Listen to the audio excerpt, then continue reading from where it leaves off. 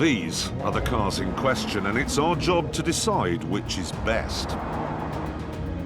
The 4.7-litre Maserati Quattroporte GTS, the 6-litre Aston Martin Rapide, or the extremely ugly Porsche Panamera Turbo. This isn't just hideous compared to the other two, it's hideous compared to a genital wart. By contrast, looks is where the Aston gets off to a flying start, because it doesn't really look like a saloon at all. More like a DB9 that's taken a bit of Viagra. In fact, you have to stare at it for a while before you can even see that it's got 4 doors at all.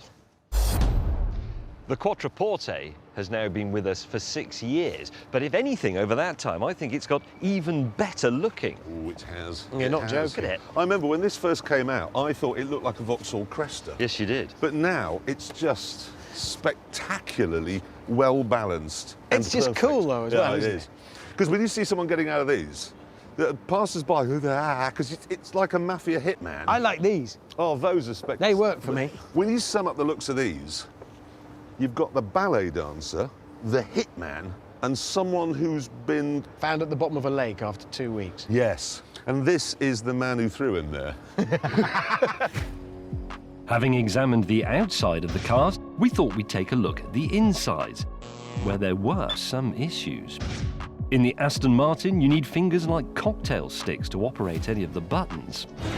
And in the Porsche, you need to be a rocket scientist to understand anything.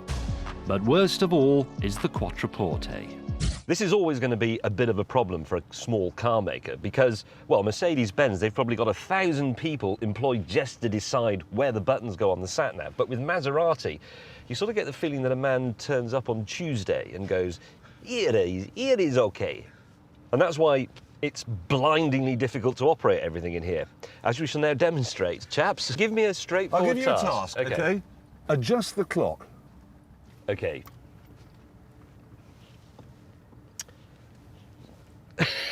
While James is doing that, Hammond and I have noticed that we've got these straps here. Now, these are fitted for you to be handcuffed to when you own clip round the there. owner of the car. Don't take it to the warehouse. I can't find the money. I'm going, please, Just tell me where my children are. Set time and date. Go on then. Right.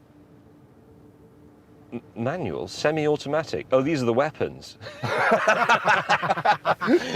I'm quite good at this sort of thing, but that's rubbish. At this point, we decided to take a typical businessman's drive from here in central London to a business park in Hampshire. But I wanted to drive the Maserati. Well, I'm not driving the Porsche. I'm just not. Unfortunately, while I was telling Jeremy I wouldn't drive the Porsche, James drove off in the Aston. Oh, God. Why did I have to get stuck with this? I grabbed the Aston, expecting perfection, but I didn't quite find it.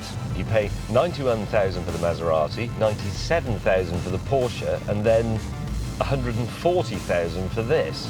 And I'm not exactly sure why. For that sort of money, this thing has to be, well, absolutely brilliant. And I'm not entirely convinced it is.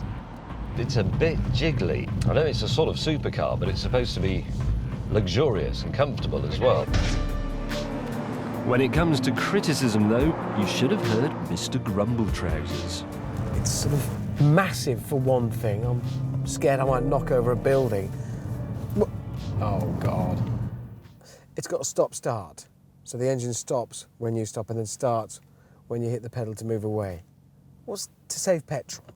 In a 4.7-litre V8 turbo, that's like buying Buckingham Palace and then living in the kitchen to save wearing the carpets out. Then there's the pricing. Yes, at £97,000, this does look like good value against the Aston Martin. But then you discover you have to pay extra for things like the rear windscreen wiper. Don't be tight. 97 grand, chuck in a windscreen wiper, eh? Hammond, Yep. I don't like looking at your car. It's the only thing that brightens my day, knowing that you've got to look at it and I haven't. I'm stuck in... No, there's his reflection. Oh, God, it's hideous. Up ahead, there was a chance for the Porsche to redeem itself. Oh, hello, tunnel. Oh, Oh, sport. There it is. Sport.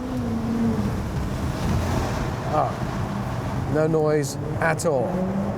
I've got a 4.7 litre V8 and I can't hear anything. The Aston put on a better show. Not bad. But then came the Maserati. What I'm going to do now is push the sport button. Oh my God! Oh! What this button does is it turns carbon dioxide into noise. However, like the other two, I had complaints. The sport's noise, that's good.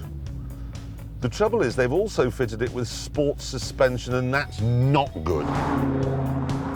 If you can afford £100,000 to spend on a car, chances are you're a bit old, and old people don't want to drive along like this. That's not comfy. And there was more.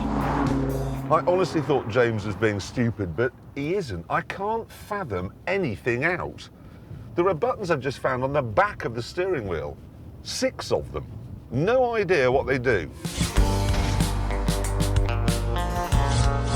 On the uneventful 1-hour cruise to the business park.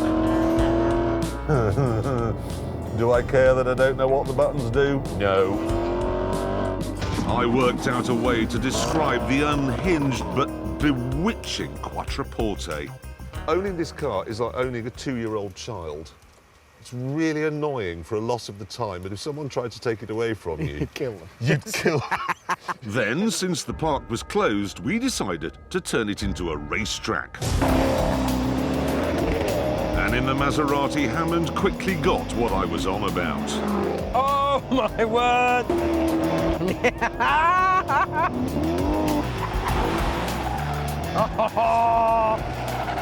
I mean, this is a 4-door saloon car, but it sounds utterly magnificent. It's just got so much style.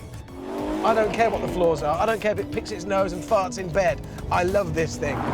It's just got such a sense of fun about it. That's the whole point of this, isn't it?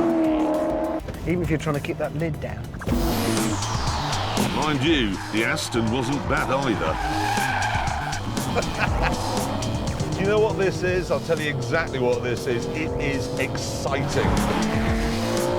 There's a subtle, refined rage to this car. It's not as sharp as a Vantage or a DB9 or a DBS, but as a 4-door saloon car, it's spectacular. Here on the Business Park Raceway, even the 4-wheel drive Elephant Man was making a case for itself. God above, this thing's quick. It feels big, but woo! Staggering. I'm just amazed by this car. Dynamically, it is as fabulous as it is gopping to look at.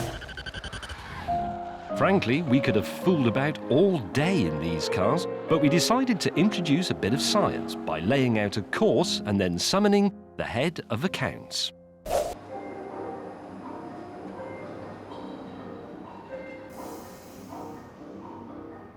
Right, is he ready? Yes, I believe so. Of course Okay. it is. It's the Stig. 3, Yeah. 2, 1, go! They sold 1,000.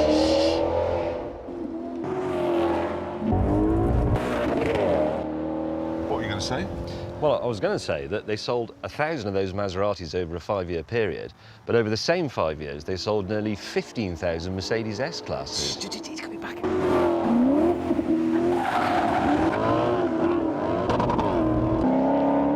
You know the Ferrari F430 engines? What? They got a bit squirrely now. Oh, I've had a crisis. 35.8. With the Maserati's time on the board, the Stig lined up the Aston. 3, 2, 1, and go! I'm very angry.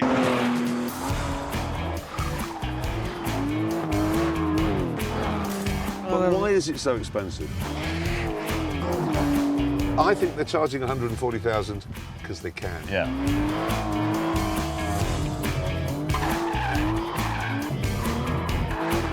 Oh! He is brave, isn't he brave?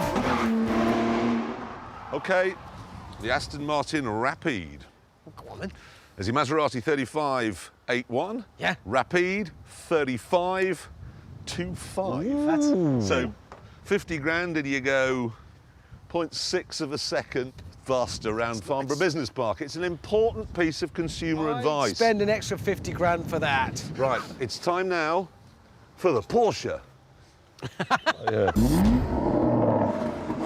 3, 2, 1, go! Has it gone? You two haven't given it the full beans yet, have you? No. No. It's absolutely astonishing.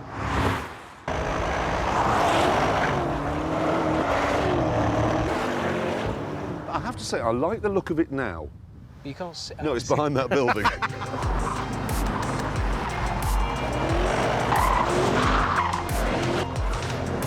It's back! I've got a look.